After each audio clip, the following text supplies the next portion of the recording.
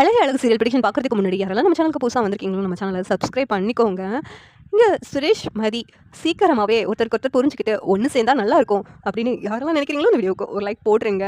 இங்கே கோமதி சுரேஷ்க்கும் மதியுக்கும் அட்வைஸ் பண்ணுறாங்க. பிடிக்காம கல்யாணம் பண்ணாலும் சரி ஒருத்தருக்கு ஒருத்தர் புரிஞ்சுக்கிறதுக்கு முயற்சி பண்ணுங்க, அப்படி புரிஞ்சுக்காமே விட்டுறாதீங்க அப்படின்னு சொல்லிட்டு கோமதி சொன்னதை சுரேஷும் மதியும் சுரேஷ் யோசித்து பார்க்குறாங்க. எத்தனையோ பேர் வீட்டில் பார்த்து தான் கல்யாணம் முடிச்சு வைக்கிறாங்க, ஆனால் அவங்க சந்தோஷமாக வாழ்ந்தது இல்லையா? எனக்கும் மதிக்கும் முன்னாடியே பிரச்சனை இல்லாமல் இருந்தால் நாங்கள் ரெண்டு பேரும் சேர்ந்து சந்தோஷமாக வாழ்ந்திருப்போம். கல்யாணத்துக்கு முன்னாடி இருந்த சில கசப்பான நிகழ்வுனால தான் இப்படியெல்லாம் ஆயிடுச்சு. மதியை நம்ம புரிஞ்சுக்கிறதுக்கு கொஞ்ச நாள் முயற்சி பண்ணுவோம். எனக்கு என்னமோ மதிக்கும் எனக்கும் சிங்காகும் தான் தோணுது அவங்க சொன்னதுலேருந்து அப்படின்ட்டு சுரேஷ் யோசிச்சு பார்த்துட்டு இருக்காங்க. இங்கே மதி இருந்துக்கிட்டு சுரேஷ் வந்துட்டு இந்த வீட்டில் உள்ள எல்லாத்துக்கிட்டையும் எப்படி பேசி பழகுறாங்க அப்படின்ட்டு இங்கே மதி வந்து யோசிச்சு பார்க்குறாங்க. நம்ம நினச்ச அளவுக்கு அவர் கெட்டவர் கிடையாது போலுக்க, நம்ம பார்த்தது இன்னொரு முகம் போலுக்க. அவங்க மாமானால தான் அவர் இப்படி ஆயிருக்காரு. அவங்க மாமா சொன்னதை கேட்டுட்டு சில விஷயங்கள் செய்கிறது தான் தப்பாக இருக்குது, மற்றபடி அவர் ரொம்ப நல்லவர் மாதிரி தான் இருக்காரு. நம்ம ஏன் அவருக்கு கொஞ்சம் புரிஞ்சிக்க கூடாது அப்படின்னு மதியம் ஒரு பக்கம் யோசிச்சுட்டு இருக்காங்க. இந்த நேரத்தில் ரெண்டு பேரும் ஒருத்தர் பற்றி ஒருத்தர் நல்ல விதமாக யோசிச்சுக்கிட்டு இருக்காங்க. சுரேஷ் பாக்யராஜ் கிட்ட கேட்குறாங்க, அண்ணன் நீ எப்படி மலரணியை லவ் பண்ண ஆரம்பிச்ச அப்படின்னு சொல்லிட்டு கேட்குறாங்க. என்னடா கல்யாணத்துக்கு முன்னாடி லவ் பண்ணா என்ன, கல்யாணத்துக்கு பிறகு லவ் பண்ணா என்ன, இதில் என்ன இருக்குது? சுரேஷும் மதியும் ஒருத்தருக்கு ஒருத்தர் நல்ல விதமாக யோசித்து பார்த்துட்டு இருக்காங்க. சுரேஷும் மதியும் ஒருத்தர் பற்றி ஒருத்தர் நல்ல விதமாக யோசித்து பார்த்துட்டு இருக்காங்க. இந்த நேரத்தில் பாக்யராஜ் சுரேஷை பார்த்துட்டு என்னாச்சுடா அப்படின்னு சொல்லிட்டு கேட்குறாங்க. இல்லைண்ணே, இந்த கல்யாணத்துக்கு முன்னாடி பண்ணுறது தான் லவ்வா, கல்யாணத்துக்கு பிறகு பண்ணுறது லவ்வா அப்படின்ட்டு கேட்குறாங்க. உடனே பாக்யராஜ், இதில் என்னடா உனக்கு சந்தேகம் வருது? எத்தனையோ பேர் அவங்க அம்மா அப்பா சம்மதத்தோட கல்யாணம் முடிச்சு அவங்க ரெண்டு பேரும் சந்தோஷமாக வாழ்ந்தது இல்லையா? இதில் என்னடா என்கிட்ட கேள்வி கேட்குற? கல்யாணத்துக்கு பிறகு முன்னாடி வர்றதை விட கல்யாணத்துக்கு பிறகு வர்ற லவ் தான் ரொம்ப ஸ்ட்ராங்கானது அப்படின்னு சொல்லிட்டு பாக்யராஜ் சொல்கிறாங்க. என்ன உனக்கு லவ் வந்துருச்சா அப்படின்ட்டு பாக்யராஜ் சுரேஷ் கிட்ட கேட்குறாங்க. இல்லைண்ணே அப்படின்ட்டு சுரேஷ் வைக்கப்பட்டு இருக்காங்க. இங்கே ரெண்டு பேரும் பேசி சிரிச்சுட்டே தூங்கிடுறாங்க. இன்னொரு பக்கம் இங்கே ராஜி, மலர், மீனா மூணு பேரும் அவங்க ரூமில் உட்காந்துட்டு இருக்காங்க. ராஜி அவங்க எக்ஸாமுக்கு ப்ரிப்பேர் பண்ணிக்கிட்டு இருக்காங்க.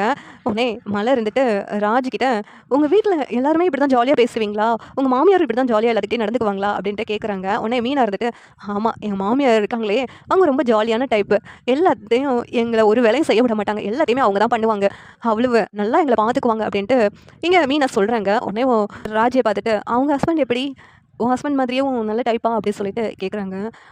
அவங்க ரெண்டு பேத்துக்கும் பிடிக்காம தான் கல்யாணம் நடந்துச்சு. எங்கள் அத்தை தான் கதிரை கட்டாயப்படுத்தி ராஜி கழுத்தில் தாலி கட்ட சொன்னாங்க. அவங்க ரெண்டு பேரும் பிடிக்காமல் கல்யாணம் ஆகி இப்போ ரெண்டு பேருமே அவ்வளோ க்ளோஸாக இருக்கிறாங்க. ஆனால் நானும் என் வீட்டுக்காரும் லவ் பண்ணி கல்யாணம் முடித்தோம். இப்போ எங்களுக்குள்ள சண்டை தான் அதிகமாக வந்துட்டு இருக்குது. ஆனாலும் ஒருத்தருக்கு ஒருத்தர் விட்டு கொடுக்காம தான் வாழ்ந்துக்கிட்டு இருக்கோம்.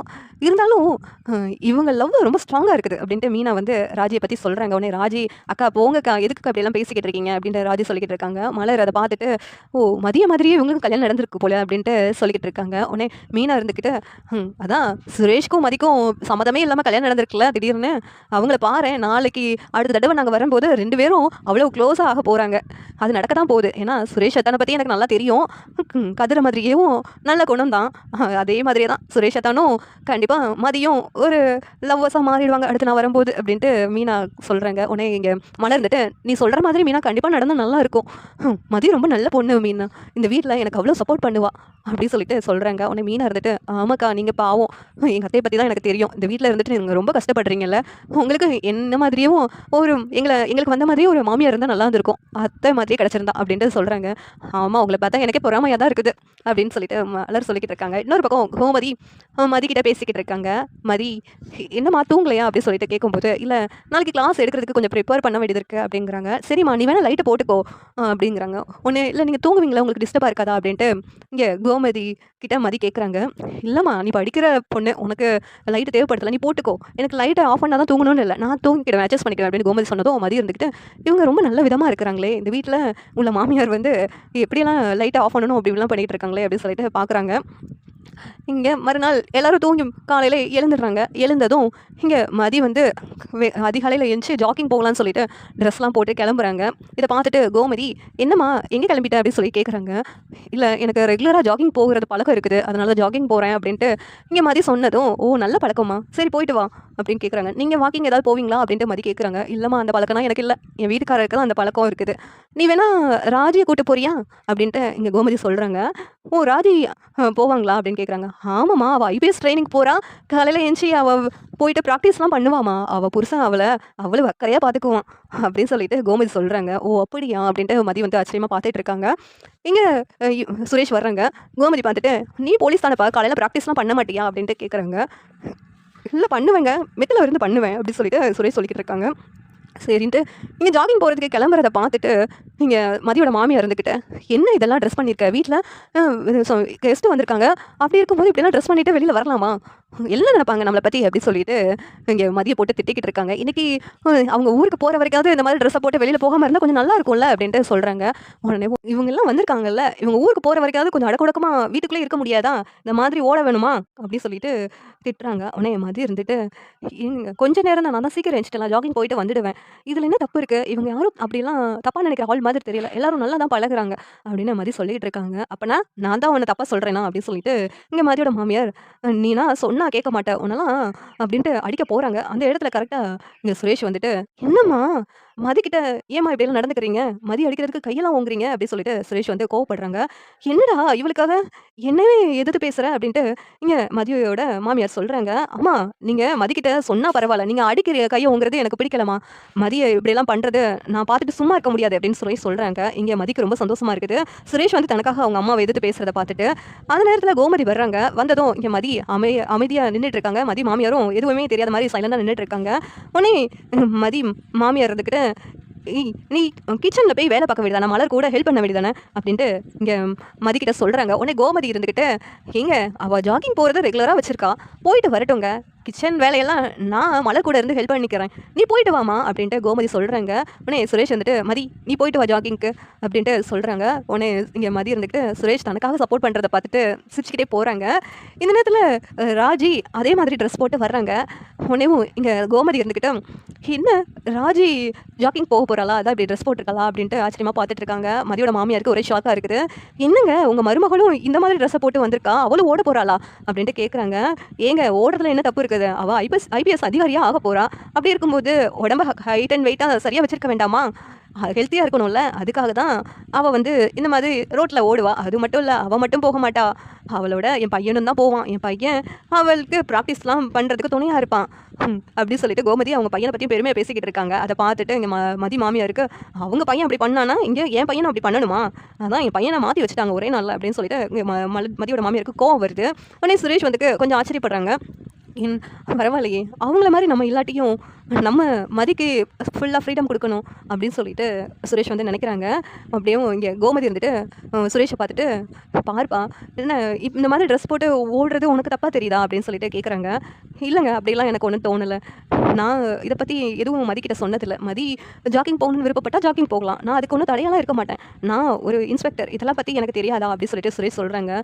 ஓ மதி உன்னை புரிஞ்சுக்கிட்ட ஒரு ஹஸ்பண்ட் தான் உனக்கு கிடச்சிருக்காரு அப்படின்ட்டு மதியை பார்த்து சொல்கிறாங்க. உடனே ராஜி இருந்துட்டு, அத்தை நான் மதி கூட சேர்ந்து ஜாக்கிங் போயிட்டு வரேன்னு சொல்லிக்கிட்டு இருக்காங்க. இந்த நேரத்தில் மதியோட மாமனாரும் வர்றாங்க. வந்துட்டு இந்த ட்ரெஸ்ஸெல்லாம் பார்த்துக்கிட்டு மதியோட மாமியார் கிட்ட சொல்கிறாங்க, என்ன இதெல்லாம் வீட்டுக்கு வந்தவங்களும் இந்த மாதிரி ட்ரெஸ் போட்டு ஓட ஆரம்பிச்சிட்டாங்க அப்படி சொல்லிட்டு கேட்குறாங்க. இந்த வீட்டில் கெஸ்ட்டாக ஒருத்தவங்க வந்திருக்காங்களே, அந்த வந்ததுலேருந்து இந்த வீடு தலைகீழாக மாறிடுச்சுங்க, எப்போ மீனாவோட மாமியார் இந்த வீட்டை விட்டு போகிறாங்களோ அப்போ தான் வீடு சரியாகும்னு நினைக்கிறேன் அப்படின்ட்டு மதியோட மாமியார் சொல்கிறாங்க. சரி இன்னும் ஒரு 4 நாளைக்கு தானே அட்ஜஸ்ட் பண்ணிக்கலாம் அப்படின்ட்டு மதி மாமனார் எதுவும் பேச வேண்டாம்னு அமைதியாக இருக்கிறாங்க.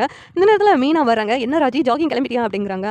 ஆமாக்கா ஜாகிங் கிளம்பிட்டேன், நீங்களும் வரீங்களா அப்படிங்கிறாங்க. நாங்கள் 2 பேரும் போகிறோம் அப்படின்ட்டு. இல்லை நீங்கள் 2 பேரும் போங்க, நான் இங்கே மலர் அக்கா கூட பேசிக்கிட்டு இருக்கேன் கிச்சனில், நீங்கள் போயிட்டு வாங்க, எனக்கு இந்த மாதிரியெல்லாம் ஓடுறதெல்லாம் பிடிக்காது அப்படின்னு சொன்னதும் சுரேஷ் வந்துட்டு, ஆமாம் மீனாவுக்கு சாப்பிட்றதுலாம் பிடிக்கும், இந்த மாதிரி ஹெல்த்தியாக ஓடுறதுலாம் பிடிக்காது என்ன மீனா அப்படின்ட்டு சுரேஷ் சொல்கிறாங்க. இவனுக்கு வேறு வேலையே இல்லை அத்தான், ஏன் அத்தான் இப்படியெல்லாம் என்னை எல்லாரும் முன்னாடி கிண்டல் பண்ணிகிட்டே இருக்கீங்க அப்படிங்கிறாங்க. அதான் உனக்கு ஹெல்த்தியாக உடம்ப வச்சுக்கணும்னு ஆசையே இருக்காதுல்ல, அதை தானே சொன்னேன், இவங்க 2 பேரும் அந்த மாதிரிலாம் இல்லை அப்படின்னு சொல்லிட்டு சுரேஷ் சொல்கிறாங்க. என்ன தான் அப்படியே உங்கள் ஒய்ஃபுக்கு சப்போர்ட் பண்ணி பேசிகிட்டு இருக்கீங்க, உங்கள் ஒய்ஃப் வந்து ஹெல்த்தியாக மெயின்டைன் பண்ணுறாங்கன்னு சொல்லிட்டு நானும் அதே மாதிரியே பண்ணணுமா அப்படி சொல்கிறாங்க. உடனே மீனா இருந்துட்டு, மீனா நீ சாப்பிட தான் உனக்கு தெரியும்னு நான் சொல்லிட்டேன்ல, வேற என்ன மறுபடியும் அதே பேசிக்கிட்டு இருக்க அப்படின்னு சொல்லிட்டு இங்கே மீனாவை பார்த்து சுரேஷ் மறுபடியும் கிண்டல் பண்ணிக்கிட்டு இருக்காங்க. சரி டைம் ஆகிடுச்சு நாங்கள் கிளம்புறோம்னு சொல்லிட்டு மதியம் ராஜியும் ஜாக்கிங் கிளம்பி போயிடுறாங்க.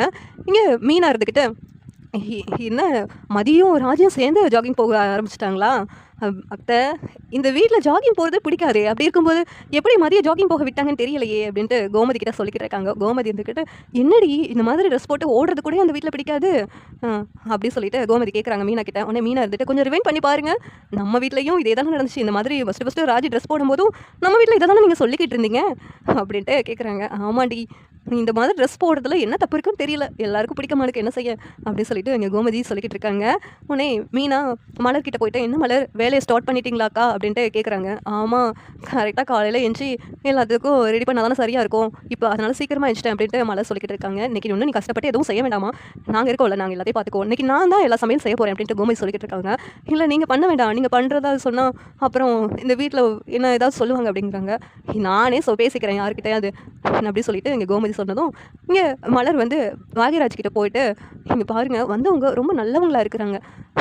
எந்த வேலையும் என்ன பார்க்க விடுறதே கிடையாது. எல்லா வேலையும் அவங்களே செய்றாங்கங்க. இப்படி ஒரு மாமியார் எனக்கு இல்லாம போயிடுச்சு." அப்படி சொல்லி சொன்னதும் பாக்யராஜ் அப்படியே மொற பார்க்குறாங்க. "உங்க அம்மாவ நான் குத்தம் சொல்றேன்னு உடனே பார்க்குறீங்களா? உங்க அம்மா என்னைக்காவது எனக்கு கிச்சன்ல வந்து ஹெல்ப் பண்ணியிருக்காங்களா? மீனாவோட மாமியார் அவ்வளோ நல்லவங்களா இருக்காங்கங்க. மீனாவ ஒரு வேலை கூட பார்க்க விட மாட்டாங்க போல இருக்கு. ரொம்ப நல்லவங்களா இருக்காங்க. அவ்வளோ ஜாலியா பேசிக்கிட்டே சமைக்கிறாங்க. சமைச்ச மாதிரியே இல்ல. இல்லன்னா கிச்சன்ல போய் நிக்கணுமேன்னு கொஞ்சம் வெறுப்பாவே இருக்கும். இப்போ அந்த மாதிரி இல்ல. ஜாலியா இருக்குது." அப்படிங்கிறாங்க. உடனே பாக்யராஜ், "ஆமா அவங்க வீட்ல உள்ள எல்லாருமே நல்லா பேசுறாங்க மலரு. உனக்கு ஹெல்ப்ஃபுல்லா இருக்காங்கல்ல. அதுவரைக்கும் நல்லது தான். அவங்க ஆனா ஒரு வாரத்துல கிளம்பி போயிடுவாங்கங்க." அப்படின்னு சொல்றாங்க. "வேணா இங்கேயே இருக்க சொல்லிருவோமா?" அப்படின்ட்டு பாக்யராஜ் பேசிக்கிட்டு இருக்காங்க.